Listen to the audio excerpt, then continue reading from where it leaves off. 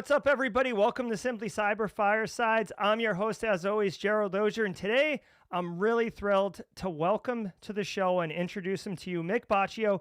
He's a cybersecurity leader who has literally made history in our industry. I got to meet Nick for the first time at RSA. We had a great conversation. I was like, dude, you've got to come meet the community. You're absolutely going to love it. We were just talking in the green room. We have a lot of synergy. So if you like Wu-Tang, Mick's kind of your guy, right? So Mick Baccio, he brings an extraordinary combination of military service, technical expertise, and groundbreaking leadership to cybersecurity, starting his career as a warfare information specialist in the U.S. Navy aboard the USS Saipan. Mick evolved from operations into blue team work and eventually found his calling in threat intelligence. Now, currently he serves as a global security advisor with Splunk Surge and faculty member at IONS Research. Mick has achieved something truly historic. He was the first, this is really cool. He was the first chief information security officer in the history of U.S. presidential campaigns. Now, this groundbreaking role positioned him at the intersection of cybersecurity, politics, and national security during one of the most critical times in our democratic process. And as if that wasn't cool enough, if you weren't like, Jerry, I'm sold, just bring Mick out.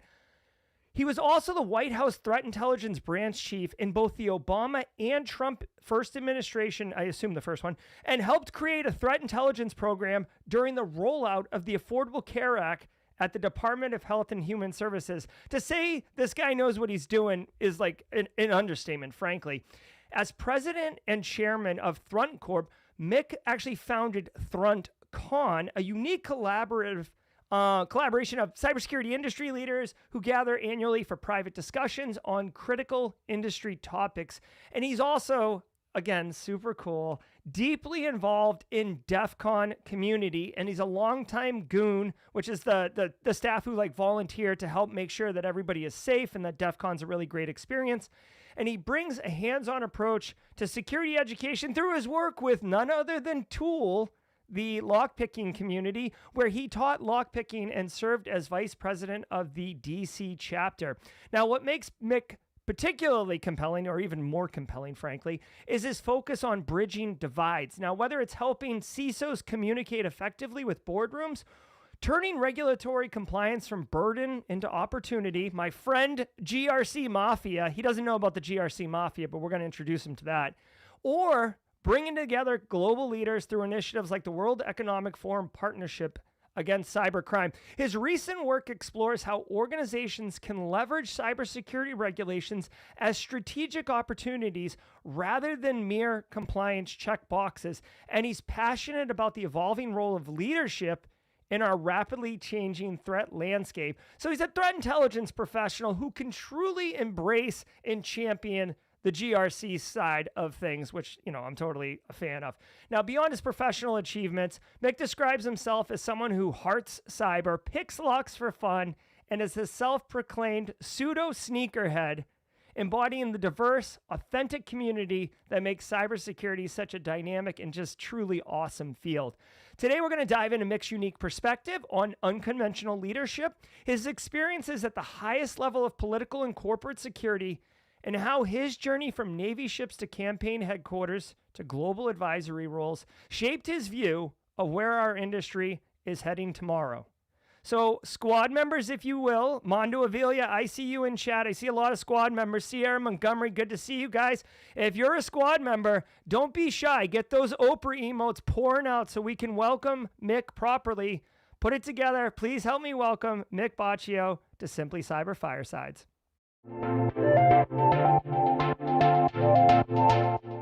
What's up, Mick? How you doing, dude? I'm well. Thank you for having me. What's up, Chad?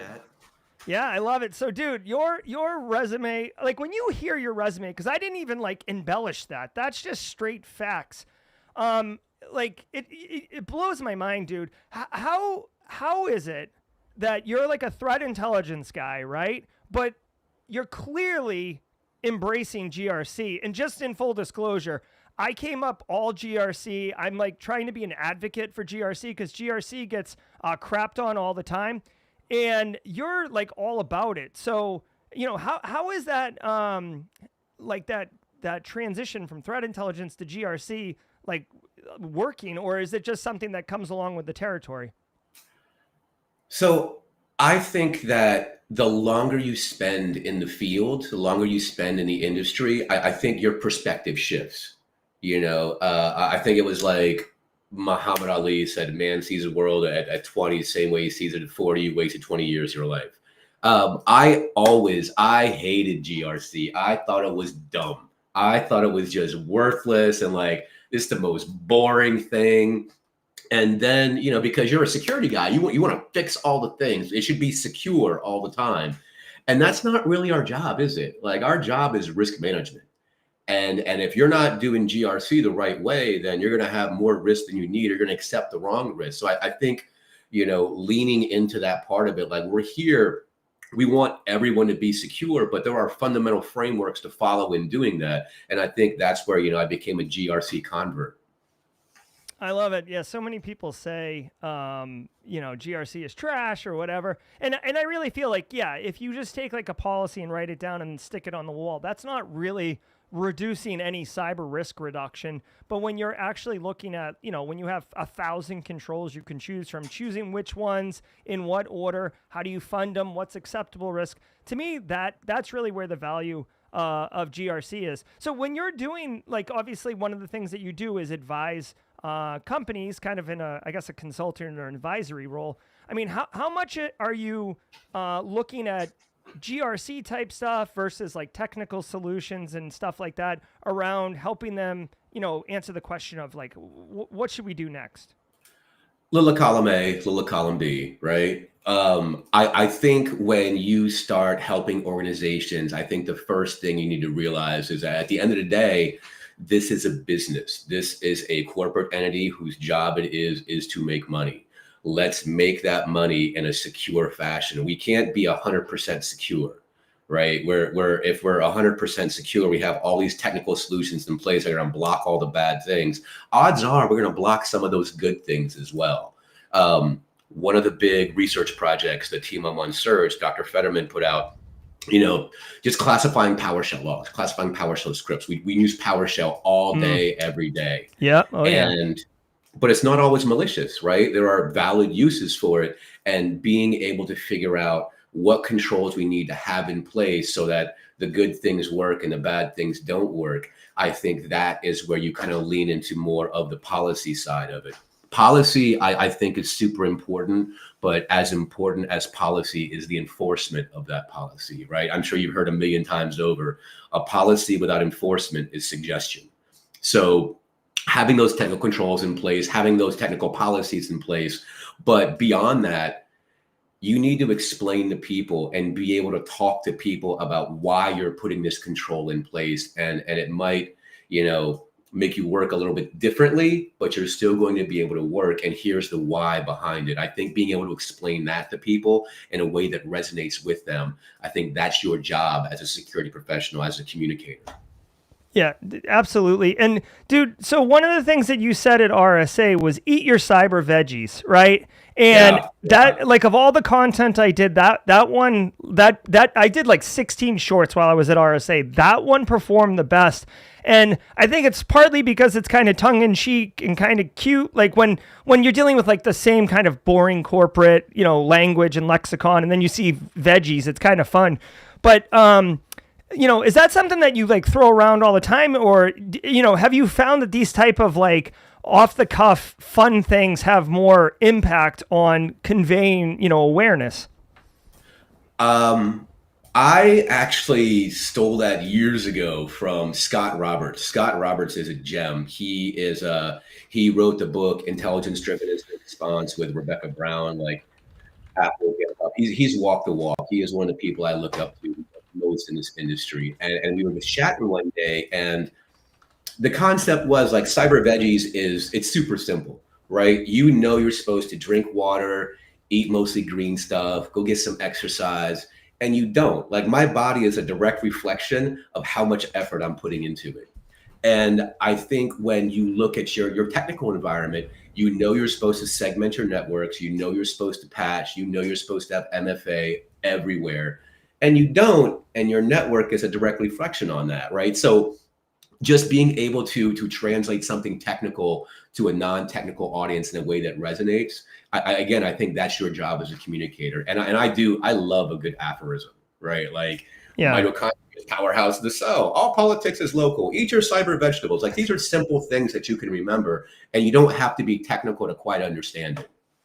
Yeah, and it's quite effective. And I mean, so sticking with these kind of end user awareness training, again, I think Eat Your Cyber Veggies is right in that GRC wheelhouse. I didn't realize we were going to have a GRC conversation, Mick, but now that went from GRC is dumb to being a convert, let's roll into it. So one of the really truly interesting things, and I said it in the intro, is that you were the first presidential campaign chief information security officer. Now, I'm sure prior to, 2016 was really wild, and we keep the conversations on this channel kind of apolitical, right? But, it's well documented that there was like cyber attacks and stuff in the 2016 presidential race. So obviously, information security became front of mind. So can you walk us through, as the first ever presidential campaign CISO, like you're walking into uncharted territory? Like what is your, like, how did you get the job? And then like, what are you doing day one? Because you're doing a job that no one else has really done before. So back up a bit. I was at the White House. I was running a threat intelligence team there. And the last 18 months of President Obama, the 2016 election, the first 18 months of President Trump, like that was my tenure there. So 2016 election, like it's my jam. I was there for all of that, all of the dumb things that happened, all of the good, all the bad, everything in between. And then when I left the government, I got a call randomly one day, and I'm pretty sure I know who put me up for it, but I called saying, hey, there's this guy named Pete Buttigieg. He's running for president. How do you feel about being the CISO? And there are folks that have worked security on campaigns previously. A great friend of mine, he was over at Secretary Clinton's campaign in 2016. And like, you don't have the hat, but you do the job. So kudos to Secretary Buttigieg for having that foresight to put the title on someone. And political campaigns are such a unique environment. I don't think there's anything like it. It is a nonprofit organization funded entirely by donation. Like, it has its own tax code, and the sole purpose of the campaign is to elect its mascot president, right? When I say mascot, I don't mean, like big clown outfit or something. Yeah, like he's the Philly fanatic. Yeah. Right. But like your candidate, your principal is not day-to-day operations, right? You have an operations manager, you have a campaign manager, you have all these different facets, but this is your face of the campaign. So for me, I thought it was fantastic just to be considered. I actually turned the job down the first time I got the call. I was like, no, that sounds dumb. It's a temporary job. Like, win or lose, I'm gonna get a job in November. And then a buddy of mine, Wookie over at Microsoft or Intel, he was like, no, 4 years from now, you might not get that call. So this is like a once in a lifetime thing. Why would you not want to do it? So I really, really leaned into it. And it was a fantastic time. Folks in a campaign, generally, it's your first job out of college, your second job, and your first job was on a campaign as well. And the world of political operations, generally, security is not in the calculus. So not only in your professional life on the campaign, but being able to instill some of those characteristics, some of those traits, some of those habits into people's personal lives as well. When Bob Lord was the CISO over at the DNC during that cycle, he had a checklist, right? Like, here's all the things you need to do start to finish. Put MFA on all your personal accounts, your bank accounts, all of those things. And a lot of folks, that just wasn't in their calculus before. So being able to kind of coordinate that at a campaign level and explain to folks why it was important, or why we're doing something. And I'm not going to say it was always successful, but being able to instill those values in a lot of people. And then, like, when the light bulb comes on, and I'm sure you get this, all the teaching that you do, when someone has that moment, that light bulb moment where like, oh, I get it. There is nothing better than that. So it was very satisfying. It was a fantastic opportunity. I made a bunch of friends that I still keep in touch with.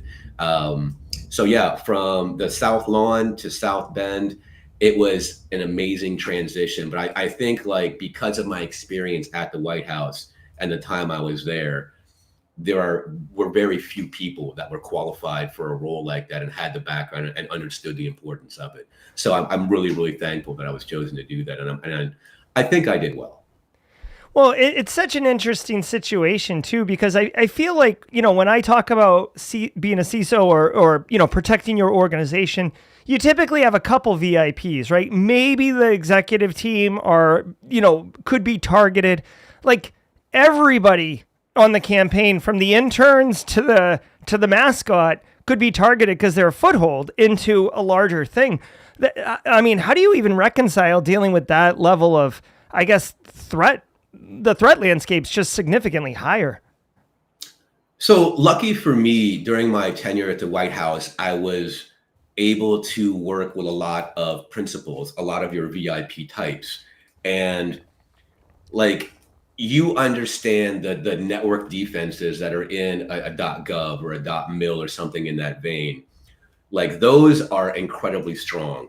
On the other end of that, your personal accounts are where the targeting is going to come from. And what I've always tried to stress is that no matter your organization, every department has a security story you can tell.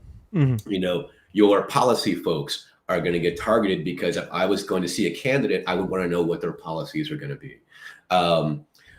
Your media team, your comms team, those are all potential targets by nation states just to get a foothold into what a candidate is thinking or kind of get ahead of those policy positions. But I really think at the end of it, fraud is really like the one that comes for us all, right? Like everyone wants it to be sexy. Everyone wants to get hacked by an APT. But to be honest, I think fraud and just run-of-the-mill business email compromise are what gets most people. And that's why you try and harp on things like, look, this is why we have MFA for all the things. This is why we're putting an endpoint out there. This is why we're putting an MDM on your phone. And just, being able to make folks understand why we're doing this and the importance behind it. I think after the 2016 election and everything that came around from that, on a campaign, folks were critically aware of the importance of security. They didn't know exactly what they needed to do or how much they, again, I'm going to get hacked by China. I'm like, no, man, the PRC is not going to burn a 0 day on you. It's just not, It's unlikely. They just want gift cards, like just. Right. But that email you just got with a PDF on it that's saying, hey, pay this invoice, odds are it might not be legit. So take a second set of eyes at it. And yes, I think helping folks up level their security understanding is really important without talking down to people. I think that's where security, I've been doing this a long time and I get it. Like sometimes we're jerks, right? You should do it this way because this is the right way. This is the way it's supposed to be done. And not always, never underestimate how hard someone will work to do their job by circumventing all the security controls you put in place because they just want to do their job. So, a couple of people are putting in chat, like, and it's kind of funny, like having these jobs must make working in like, a manufacturing company just seem kind of boring. Did your perspective change on doing work in other more traditional enterprises after having these kind of high profile gigs?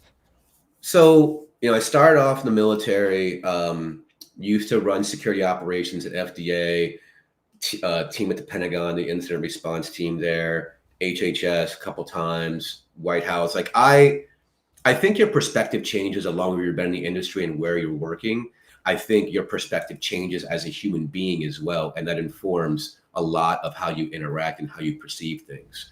I think for me, the biggest trouble that I had was mostly self-inflicted, where I'm used to such a high level of expected output all the time that I think I always, I had trouble getting past I'm not busy right now, and that's okay. I don't have to work 24/7, and that's okay.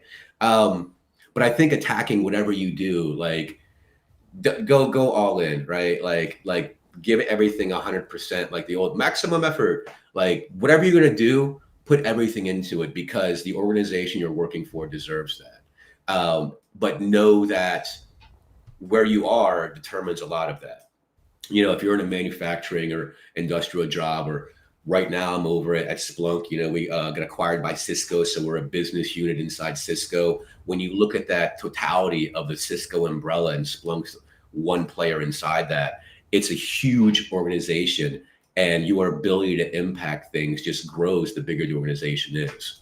So I think your perspective changes. I think for me, I've really focused and considered more of the human element. Like at the end of every attack, at the end of every romance scam or pig butchering or even APT attack, there's a person on the other end of that, and they're probably going to have a bad day. So be kind. Like you will not regret ever being nice to somebody. Good advice. Good life advice, frankly. If you have a question for Mick, drop it in chat with a Q in the front, just the way Chris Whitlock did. Chris wants to know, Mick, was there anything that you learned in such an environment that changed how you approached in other industries? I think for me was my background was threat intel, right? I started off in networking, then got into security, then got into threat intel, and I was pretty dialed in for about a decade. Like it was awesome. It was my jam. And when I left, espionage is still going on. I don't know if you picked up on that, but like, you develop some truisms, and I kind of keep those things in my pocket where, one of them is the institution was here before you and it'll be here after you, and you're not going to change the way that the White House operates. You might change a small fraction of it. You might change one thing. You might move the stone a couple inches farther down the line. But I think what you're doing is small incremental changes, and realize what you can change and what you can't. Some things you're able to affect change quickly. Some things take a while. I think that the environments that I've been in, the environments that I've worked in have really shaped the perspective where I have now. So I couldn't point to any one specific thing, but I think there's a totality of the experience. Excuse me. All the challenge coins behind me on the wall, I was chatting with a friend like, oh, you got a lot. And I was like, yeah. But when you're doing the things, you don't really focus on what you're doing, right? It's just Tuesday. You don't realize the magnitude of providing technical support at the 2018 Olympics.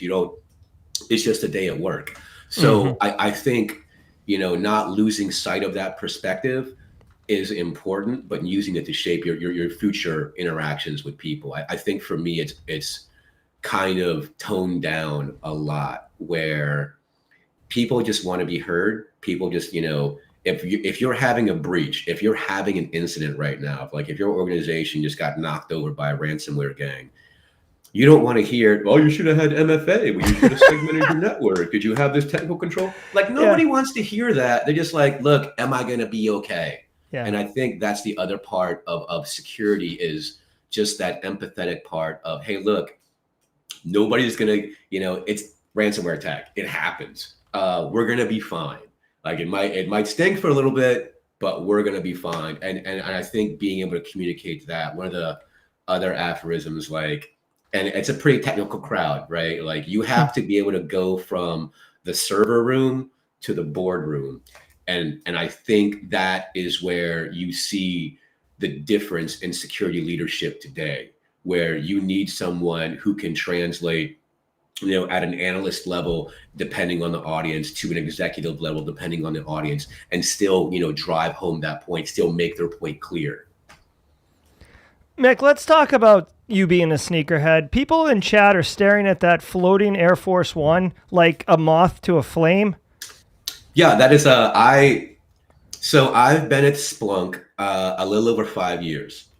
My career before that was heavy government. And I don't know if you know this, but in the government, they don't have RSUs.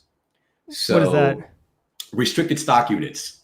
Is that like a compensation vehicle for yeah, okay. For a lot of private companies. And I discovered that when I came to Splunk, and like I treated myself, right? I'm a big Air Jordan 1. That is That's actually an Air Jordan from the Spider-Man Across the Spider-Verse movie. Oh yeah, the Miles Soul Glows Morales in the ones.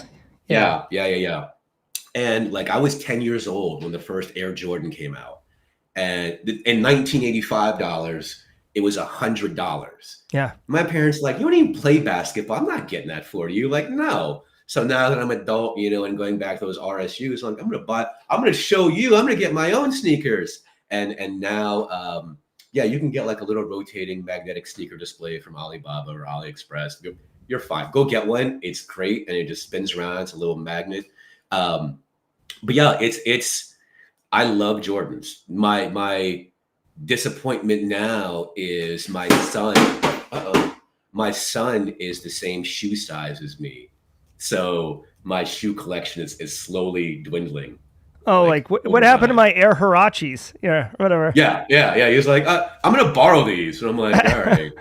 Do you have a coveted shoe, like one that's like behind glass that will never see a foot touch a ground? I used to do that. Like, I think at some point you just become a hoarder. But and folks out there, if you do collect whatever it is, play with your toys.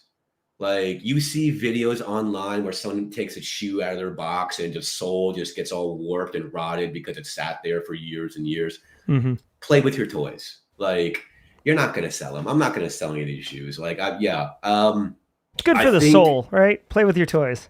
Yeah, it's why you got them. You're like, you didn't buy something to stare at it. So like, go play with your toys. Go wear your shoes.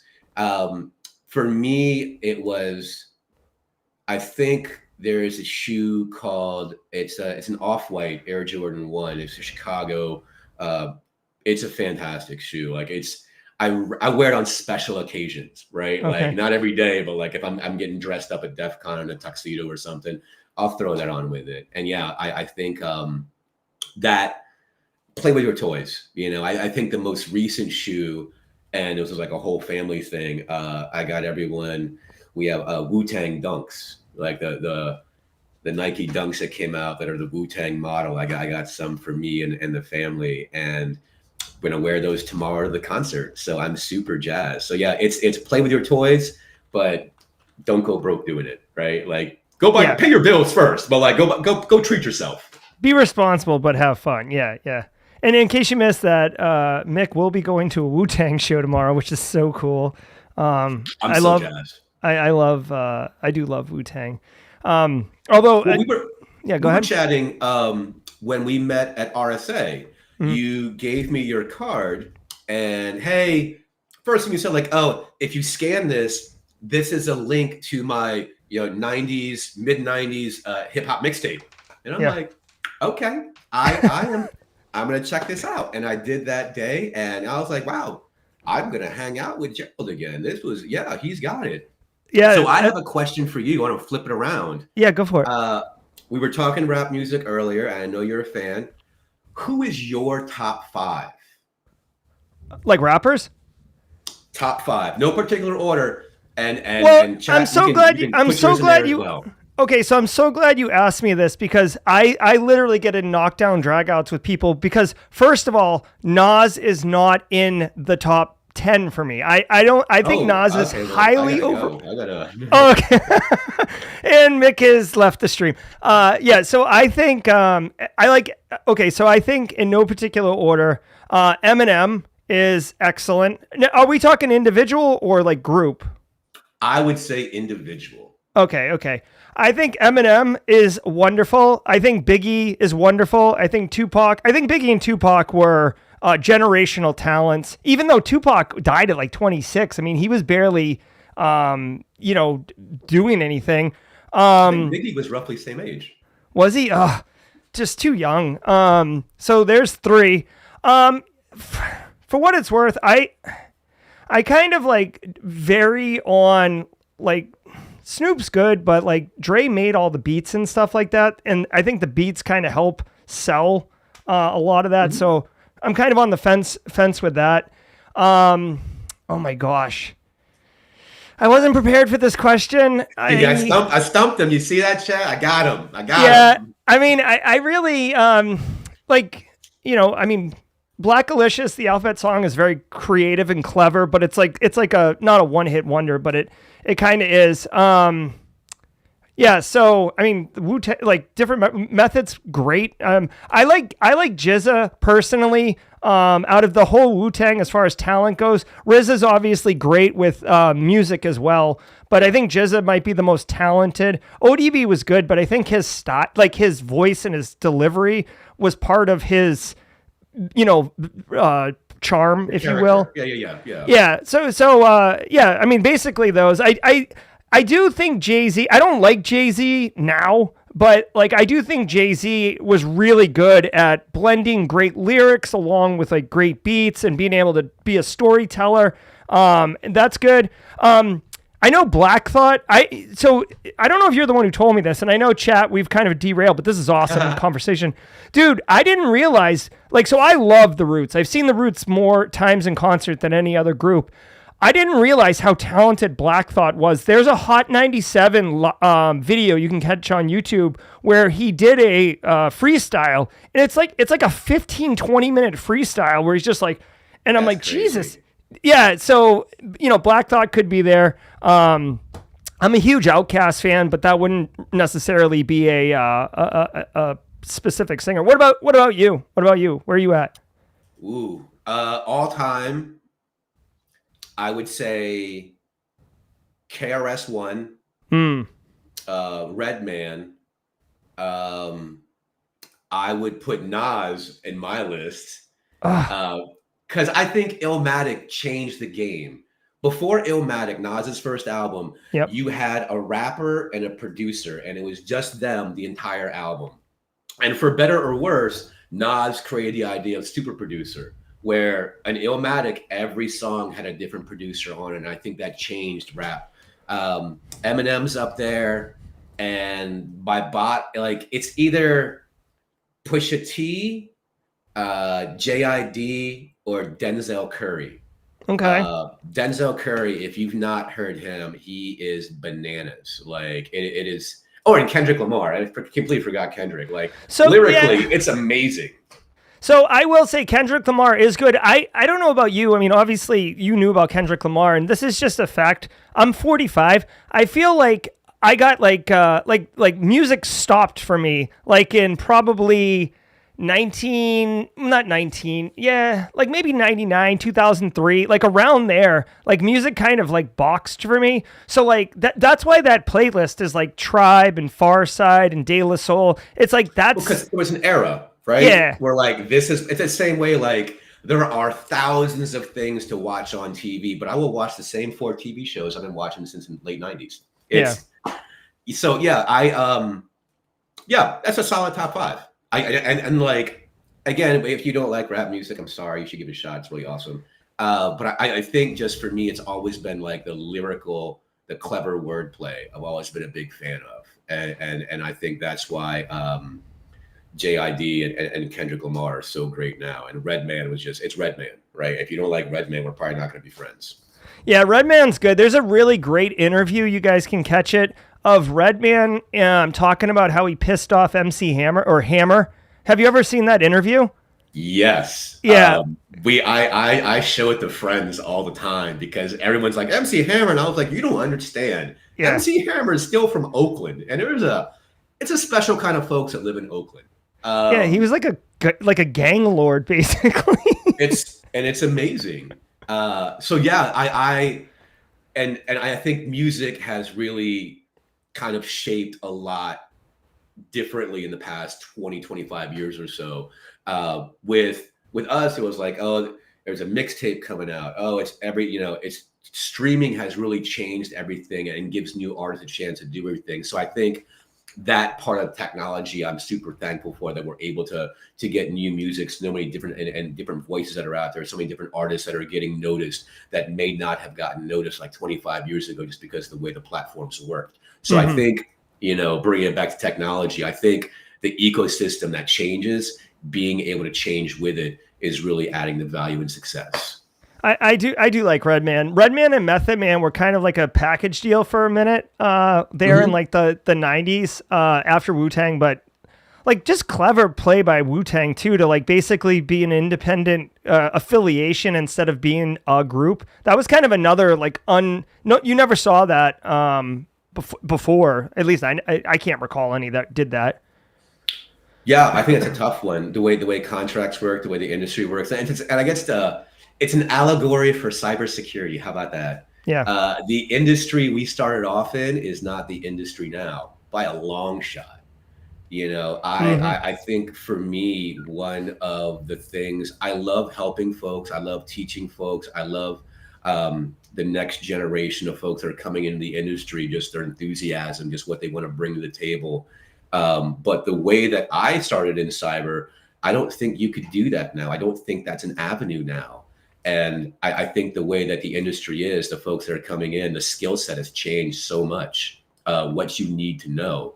I do think it fundamentally comes down to knowing networking, but all the other kind of ancillary tools you need in your toolbox in 2025 compared to 2000, compared to, the 80s and 90s and going that far back. Like the .com boom was crazy. Don't you think about how long ago that was, but it really wasn't that long ago. 25 years ago. Right. So, I mean, well, that actually kind of plays nicely. And by the way, really quickly, I'm gonna stick with cybersecurity, but because Valentino said it, I would agree. Liquid Swords is easily one of the best complete albums. I think Midnight Marauders from Tribe Called Quest is an amazing complete album. I think Liquid Swords is a great complete album. Do you have a favorite Wu-Tang or Wu-Tang member album? And then I'm going to ask you a cyber question.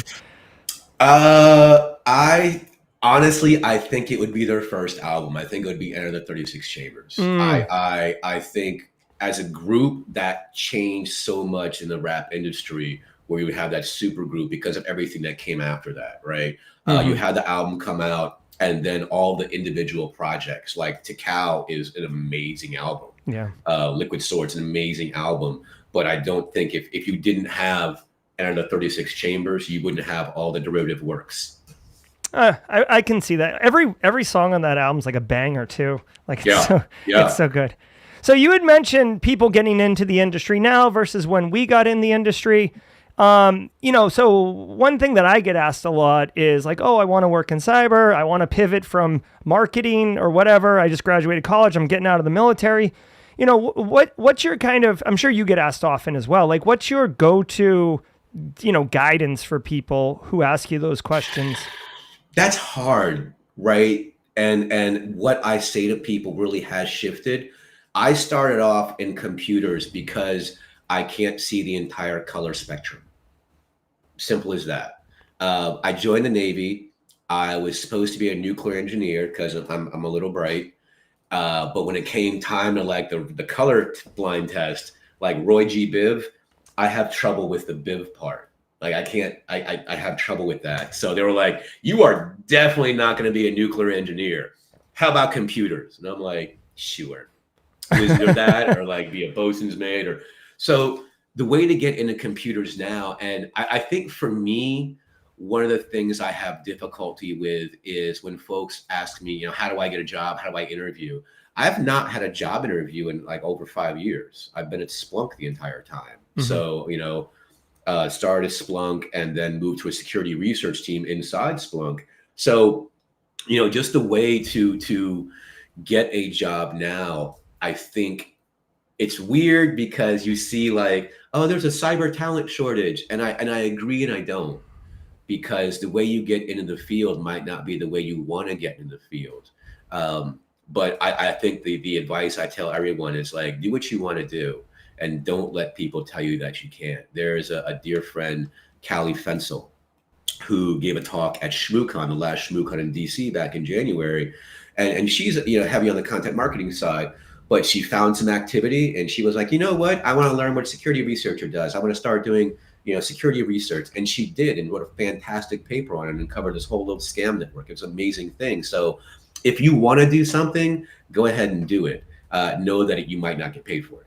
Right. And I think that's the rub is if something intrigues you. And I think that's one of the beautiful things about cybersecurity is that it's not just one thing, right? It's if you want to go into GRC, it's not just GRC, right? How many different facets fall underneath that umbrella? Oh yeah. You want to do network defense. What does that mean? Are you a detection engineer? Are you a firewall person? Are you, a threat hunter? What is your role in all of this? So it's such a diverse field. I feel like find what you want to do, but it might not be immediately available to you, or it might not be immediately evident what you enjoy doing or what you can do. I'm glad you guys can't hear it. It's like thundering. Like my studio is shaking right now. It's thundering so hard here.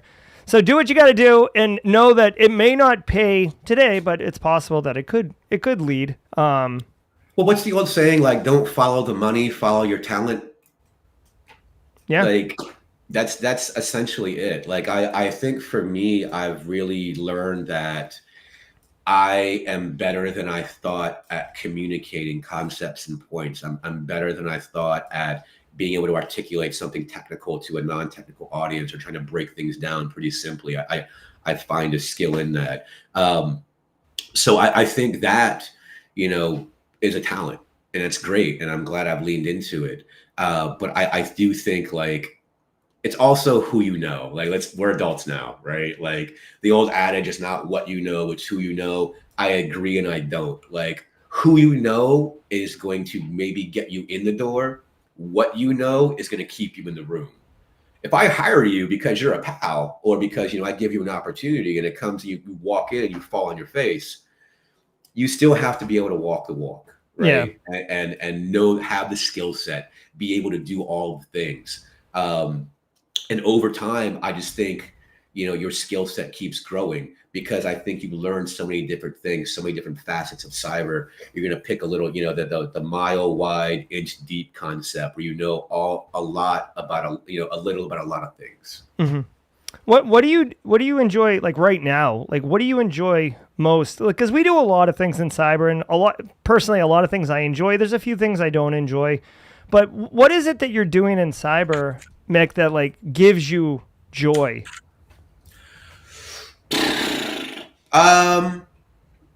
I would say, work-wise, the opportunity that I have at Splunk, and I'll put that in our chat. Being able to communicate with, when you look at Splunk as an organization, right? Splunk is, 90 something of the Fortune 100. Look at Cisco. Cisco is everywhere. And being able to take interactions with customers, people that use, end users, just analysts, just the entire field, and get their feedback. One of the things we just did was the state of security report at Splunk. So it's a survey we work with, interview like over 2,000 security professionals out there, and like, hey, what are you experiencing? What are you seeing? What do you like? What do you don't like? What is going well? What isn't going well? And being able to take that information, that feedback from them, and get a broader picture of how the overall industry is. And I think that's one of those really, really great things that I enjoy doing. So I think, like, work joy, there's that, right? Find something at work that you enjoy doing, like a puzzle you want to solve or anything like that. I would caution folks, work joy and validation are not the same thing. Mm-hmm. Right? Don't try and seek validation from your job, because your job's not going to be there one day. You're just going to retire and stop working. And if you need that, then what validates you? Yeah, it's definitely, I agree with you 100%, where you like kind of misappropriate what your identity is and what your value is. And that can be really dangerous, because then if you get fired, or like I've read stories of like athletes who get injured and they can no longer do that activity, and they feel robbed of identity and deep depression and all this other stuff. And it's like, no, you're actually like, you're a mother and you're a sister, and you are much more than a swimmer. You know what I mean? Like, but people, they get so rooted on that identity because it's the thing that they are known for. And so 100% with you. I found that, a lot of folks that I worked with in the government, it's that mindset. Like, it's the mission. It's always about the mission. Well, when you retire and there's no more mission, like, what is the mission then? And a lot of people just got super sad about it. Like maybe the mission is gardening now. Maybe the mission is just playing with your dog. Maybe the mission is just being a better human. So I think cybersecurity as a field is one of the best. It's amazing to me. Like I love it so much, but I think, as I get older, and I think as me shaping as an adult, is the mental health aspect in cybersecurity is woefully underaddressed. Like you are rewarded as a career for finding things that are wrong. Like that's your job, is to find the wrong thing and fix the thing. So being able to realize like that dopamine fix, it's not always great for you. But cybersecurity in general, I think finding validation in that is great, but find validation, it should not be the job. It should not be another person. It should be whatever you enjoy doing, whatever makes you happy. So one thing that Nick has done, Mick has done that has given him joy is developing the Bluenomicon. Okay. Now this, I'm going to drop a link to this in chat. You can download it right here. It's from Splunk. So I think Mick got paid to develop this, which is even more cool. And this is basically a document. Mick, why don't you explain what the Bluenomicon is? And can I ask, is it named tongue in cheek from Evil Dead? A little bit. Okay. Please tell us, and I'm gonna share with everybody what this is and how they can get it. There is a book, I think, with Neil Stephenson, Cryptonomicon, but also, so it's a play off that. So the idea was at Surge, wanted to write a book, right? I think it'd be neat to write a book. Everyone has so much knowledge they can contribute. Why don't we just get some folks to write essays and help us out? So the idea spurred from, had conversations with the Surge director at the time, Ryan Kovar, and he was like, oh my God, this is a great idea. Ryan wrote the foreword in it. And it's just, we hit up all of our friends, right? And you could see the authors in there. It was, I don't want this to be Splunk focused. Like you are a security professional in that blue team vein. What if you had 1,000 words, what would you want to tell someone? Whether that was, we kind of broke it up into sections where like, if you're a security leader, this is something you should know. If you are a practitioner, here are some things you should know. And then at the end was like, hey, this one time at ransomware camp, just we all collect stories through a career of doing this, and being able to collect all of that in one place and publish it. And we threw an ISBN on it, so it's an actual legit book. So the benefit, the friends that we asked to help us out do this, the friends that, submitted things to me and said yes when I asked, they're all published authors now. And I think that is a super, super neat thing. So chat, if you're out there, download a copy of it. Let me know what you think. It is so much fun. It was such a great thing to do, working with the internal content marketing team. David Bianco drew a bunch of like New Yorker style cartoons to throw inside of it. Like it was so much fun to do. And I feel like it was an opportunity to bring that sense of community better. Yeah, I mean, it does seem really cool. I just downloaded it. I found out Dan Reardon, aka the Haircut Fish, who's in chat right now, who makes a custom meme every Thursday, Mick, for the community. It's hilarious. He turned me on to it, so I haven't had a chance to read it, but I do love the concept. You mentioned David Bianco. Can I tell you a funny story? Of course. So chat knows this one, but like, everybody knows David Bianco's Pyramid of Pain. Like, it's like the friggin', it's like, here's your CIA triad, here's your Pyramid of Pain, move on to the next door. And I had the very, distinguished pleasure of being at the SANS Difference Makers Award last December for Podcast of the Year. We ended up winning for Podcast of the Year, our morning news show. And my wife came with me and we got all dolled up or whatever. And we're taking the elevator down, in the elevator. We get on the elevator with this guy, and he's got, you can kind of tell when someone's going to the same event as you. This is at a hotel, so there's people staying that don't know anything about what we're doing. But he's got the lanyard, and I'm like, oh, you going to the mixer? He's like, yeah. I'm like, oh, cool, congratulations. Like, are you nominated? He's like, oh yeah, we're nominated for like Tool of the Year, but I don't think we're gonna win or whatever. And I was like, all right, well, good to meet you. Like, good luck tonight. Happy travels or whatever. And we get off the elevator and walk. Like, fast forward like an hour later, and the category is Tool of the Year, and they're like, the winner is David Bianco. And this guy walks up on stage, and I'm like, oh my God, I was in the elevator with David Bianco. Like, I love your Pyramid of Pain. I felt like such a rube. I'm pretty sure I was there. Are you serious? That is when David Bianco, Sydney, and Dr. Fetterman run for the peak threat hunting framework, right? Yeah, I was there. Yeah. It was it was in DC, the Sans Difference Makers Award. So the peak threat hunting framework is David's like take 2 on the Pyramid of Pain. He feels that like there are some things that I've missed that I wanted to correct. So the peak threat hunting framework is a new project from him and the team there. It's such a good thing. Basically, it's like you're doing your threat hunting, your threat modeling, and there are specific ways to do it. It's a fantastic tool. And I'll be honest, it is not lost on me that I get to crack jokes and chat with David Bianco every day. Like, it's wild because like I'm still like that at times. We're like, oh my God, that's David Bianco. So it's and again, it's those interactions, those experiences that you get in cybersecurity that I'm sure every field has that, but it's those moments that you cherish where I'm like, yeah, David Bianco and I, we're writing jokes to each other, and we're both writing in this Blue Nomicon book. It's an amazing thing. But yeah, I was at the Hilton, right? Yeah, it was downstairs in that like separate, like you had to go down a separate set of stairs to get into that space. Yeah, we were there. They had like the 360 photo thing in the back. Yeah.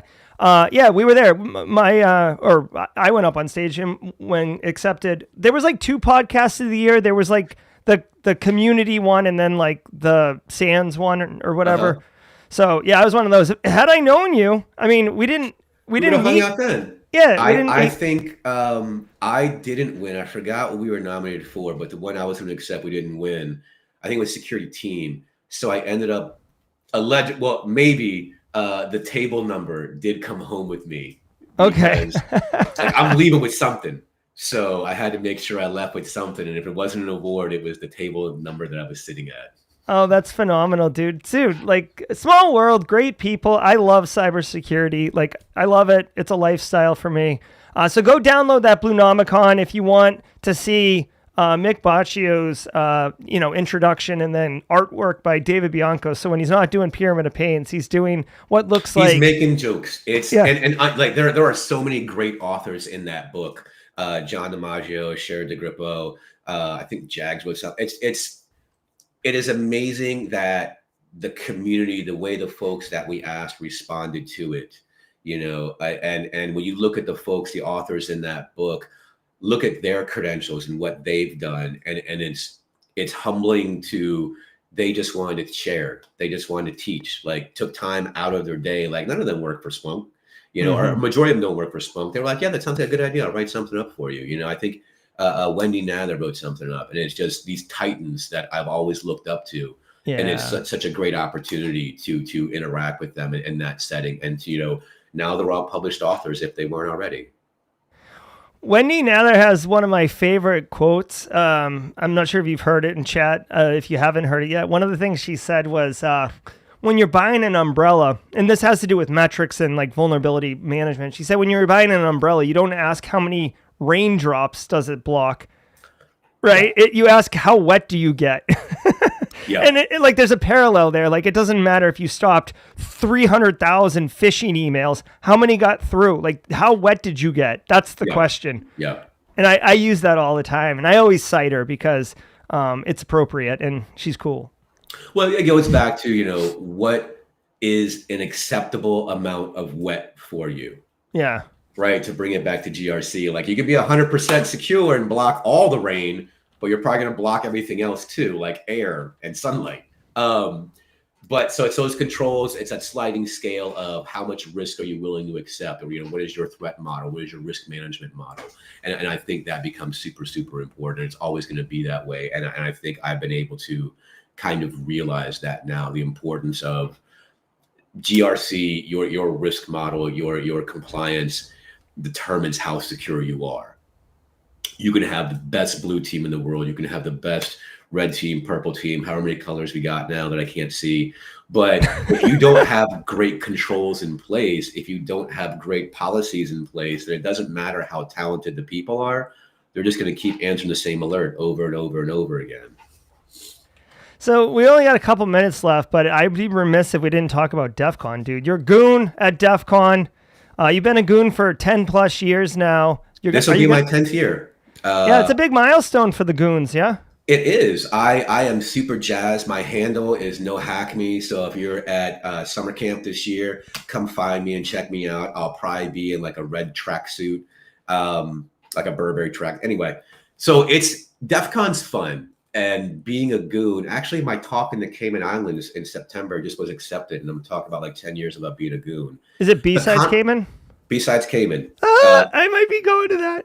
You should go. It's such a good time. I keynoted last year. I was going to go. So you, last year was on Halloween. Yeah. And I was on the beach on Halloween day. It's still that nice there. Oh my gosh, you should go. Okay. All right. But it's the evolution of DEFCON has been amazing. When you look at just even the past 10 years, my first DEFCON was like 11 or 12 or something like that. And now we're at 33 this year. People complain about the price, and I get that part of it, but I don't think there's another conference out there where you can get just the scope and breadth of content. You have all the main stage talks, you have all the villages, and I forgot how many villages there are now, from Biohacking Village, run by Nina Ali, one of my favorite people. Biohacking Village is also their 10th year anniversary. And so like her first year as a village, my first year as a goon, and we've been friends since, and it's been amazing. The friendships you will form at DEFCON, it's like any other conference you go to, you can just make the most of it. It's what you make of it. And this year, it's going to be a fantastic time. I recommend going. It's my role this year was at past couple of years, it shifted a little bit. So I do a lot of the like the walk around. So when there's a VIP that comes in, we'll show them around, whether it's a Director Easterly or Secretary Weber. One of my favorite things last year was I was with Silas Cutler, and Silas is an awesome human. You should check him out on the internet. Secretary of State from California, Secretary Weber, came in and just showing her around just all the different facets of DEFCON that we thought would be interesting to her. Mm-hmm. Like not so much, maybe not ICS Village, Maritime Village, but, you know, taking her to the Blacks in Cybersecurity Village. She loved it. We had an opportunity to take her to the Social Engineering Village, where if you know Snow, she is just a legend when it comes to social engineering. She was in the booth calling hotels in California to try and get information as part of the game. And, you know, I'm with the California Secretary of State while this call is happening. And it's a very surreal thing. And she loved it. And I think it's that, you know, type of interaction that keeps me wanting to go back to DEFCON. But 10 years this year, I'm super looking forward to it. Find me out there. It's going to be a good time. Like DEFCON's great. If you've not been, understand that it's crazy hot in Vegas in August. That's about it. Bring the sunblock. Well, I'll tell you, so you'll probably be working. We do a Simply Cyber community meetup. I host it. It's like just show up and I'll take care of everything. It's on that Friday of DEFCON and it's from 3 to 8. I don't know how late you work, but you're invited, Mick, if you want to come. All right, look at me. I got party invites already. Yeah, well, exactly. Dude, I got to tell you personally, I've been going to DEFCON since 2013. So whatever that is, 12 years. I really like it at the convention center. I know it's not as cool, but for me, for my, I'm just telling you, for my not having to walk, like I couldn't go to like Blue Team Village because it was like, I mean, I could go walk over to Flamingo. I've seen a half hour. No, I'm with you. Okay. And I love the circus under 110. I love it. My issue is as an old man who walks for like 9-10 miles a day as a goon, that bottom floor is concrete and it's unforgiving. And like, that's my only knock. Like, I love it at the convention center space. I'm glad that to your point, like everything's where it should be under one place. It's under one roof. I don't have to go to 4 different hotels to go get content. I can't even remember. My very first year was the last year at the Rio. I can't remember if it was all in one house in the Rio or not. Do you know? I can't remember. I want to say yes. Yeah. When it was at Rio, that was like 18, 19 era. So yeah, it was just, I don't remember. It wasn't great because you had to it was like off strip kind of whatever. To be fair, right? Like it's still kind of off strip, but yeah, I think at that time, Defcon wasn't the size and scope that it is now, right? So I think when it moved over to what was that, Paris Valleys, that those couple years, it just exponentially grew. There's so many villages, and it's just an allegory to cybersecurity where we're not going to focus on just hacking stuff, on offensive stuff. There are so many other things that you can learn about, whether it's AppSec, XR, and now AI Village is amazing. You know, the AI challenge there is growing every year. So I think as cyber grows, DEFCON needed to grow with it. And I think it's to the point now where like the convention center is one of the only spaces that can hold something that big. Yeah. And it's good, but yeah, I feel you. I mean, as a guy who's into shoes, though, I mean, surely you can find a pair, maybe get some orthopedics or something. I mean, I have to wear Air Jordans because it's part of the aesthetic, right? And I have the insoles, and I wear the tread down again, play with your toys. But you're gonna walk a lot, but you're gonna walk a lot because you're gonna see a lot, because you're gonna do a lot, because you're gonna meet a lot, and I think it's those things that make DEFCON such a value. And it is, again, it's what you make of it. Maybe get out of your comfort zone a little bit, be nice, have people be nice to you. Just the connections you make are great. But again, it's what you make of it. And you're gonna find your tribe at DEFCON. I guarantee it. You're gonna find someone that jams the same way you do. And you guys are gonna become best friends, you're gonna become colleagues, you're gonna become, you'll make contacts there. Going back to the career bit, like you're going to find someone who might open that door for you or hold that door open for you, or let you hold it open for the next person. So I think it's that community. And as long as we keep giving back to that, it'll keep getting better. A couple people in chat, it'll be their first one this year. My wife is actually coming out with me. We've never been able to do it because we have kids and we moved away from everybody. But this year we have an opportunity, so she's going to come out with me and experience Black Hat and DEFCON. She doesn't work in industry, so it's a lot. Like it's a lot to take in. Tanisha Martin and the folks over at Black Girls Hack do a webinar every year, and I've spoken a couple times. It's fantastic. Like if you've never been to Vegas, that's a lot to take in on its own. And now you're like combining first trip to Vegas, first trip to DEFCON, first trip to Black Hat. It's a lot. So give yourself some time, give yourself some grace, like understand it is a lot to take in all at once. Yeah, but it's an experience. I'll say that. It's 100%. So much fun.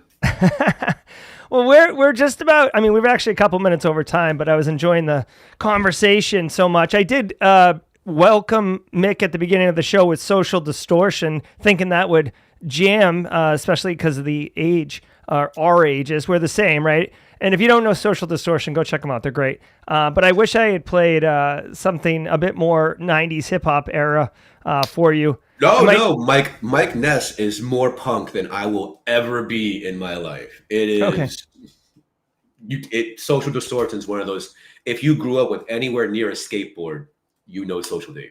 100%. Yeah, I was actually just listening. Again, we're going to be ending the show, but this is great. I was actually just listening to Rancid last night. I had no idea that Operation Ivy was Tim Armstrong and Matt, whatever, from who became Rancid. Like, I didn't realize Operation Ivy was a band before Rancid, and they just didn't like how big they got. So they like destroyed it. That's so fun. That's punk, right? Like, I don't like, we're too big, we're too famous. Let's do something else. Yeah, this isn't going to work out. This is bad. Right? Because Rancid's not going to work out. We don't have any talent here at all. Yeah. Oh my God. So Mick, what how can people connect with you or follow you if they want, if they like your style, if they dig your Air Jordans and your 90s hip hop music scene? What do you suggest? You can find me pretty much just yelling into the internet, right? If you're on LinkedIn, just search "No Hack Me." It's been my handle forever and ever. I'm on Blue Sky. I'm generally around, right? I will. I'll be around at conferences. If you go to Splunk's blog page for Surge, you'll see some of the stuff there. Random webinars, random conferences, or if you're ever in Baltimore, let's go to a concert. Wu-Tang's playing. But yeah, just find No Hack Me on the internet, or just Google me. You'll be able to find me, and we'll connect there. I hope everyone in the chat had a good time. Yeah, absolutely. I want to say thank you to chat. You guys crushed it as always. I hope you got mad value from this conversation. Mick Baccio is an absolute stud. Mick, on behalf of the entire community and myself, I know you're a busy dude. Thank you so much for taking time to speak with us today, share your knowledge, and really just have a great, fun conversation. I genuinely appreciate it. Thank you. Thank you. I had a fantastic time, Gerald, and we're definitely going to hang out again. So thank you for inviting me. Thank you for hosting me. Thanks everybody in the chat. And I think I saw Bella in there. So what's up, child? Again, awesome time, and credit to you for building such an amazing community. Oh, yeah. Thank you very much. They're wonderful people. Everybody in the Simply Cyber community is aligned on support, inclusion, and empowerment. And just as a quick aside, Sierra Montgomery is going to see Wu-Tang in July. So, okay. I guess they're on tour. It's good. Yeah, the tour kicks off tomorrow here in Baltimore. So it's going to be a good time. I think it's 27 cities. So go look it up. Run the Jewels is opening, which is bonkers. It is bonkers. Run the Jewels is its own concert. LP and Killer Mike are its own concert. Yeah. Anyway, we'll talk music for hours. I know. All right, everybody. Be well. Thanks so much. And until next time, stay secure. Hey everybody, I hope you enjoyed that content. Keep the cybersecurity train going by connecting with the other Simply Cyber community resources. We have the Discord server that's lively and always keeps the conversation going. You can connect with me directly on LinkedIn. And also every single weekday morning on the Simply Cyber channel, we're doing live daily cyber threat briefings, 8 a.m. Eastern time, as well as Thursday at 4:30 p.m. We're doing live stream interviews with industry experts, and we produce videos that we push out every Wednesday morning.